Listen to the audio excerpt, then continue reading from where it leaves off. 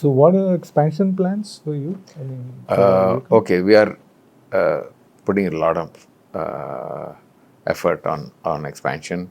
We are doubling our floor space Okay. so that we are able to increase production of pumps, valves.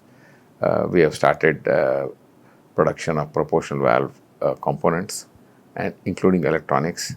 So gradually, proportional valve production will also be here, which I will. did use an EDG1, EDG01 produced here. Okay, EDG we have been making for a long time. Okay. Now I am talking about direction and flow control. Okay. So those we were importing from Japan till now.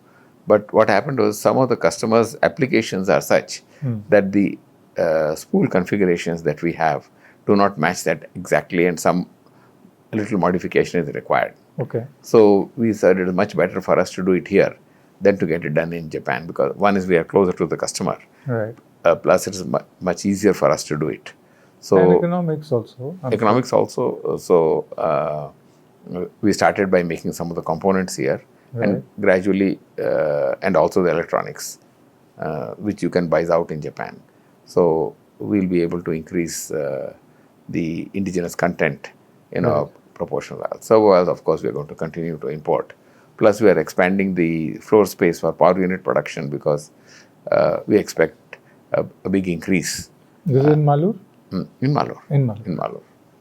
Right. Put up our own heat treatment plant, and also phosphating plant.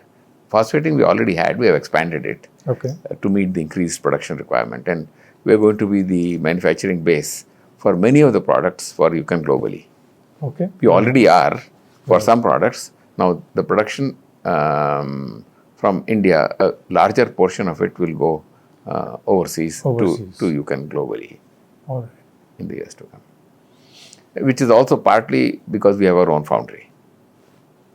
Which was right in the beginning, right? Yes, foundry is a very, very old company. It's actually older than Yuken.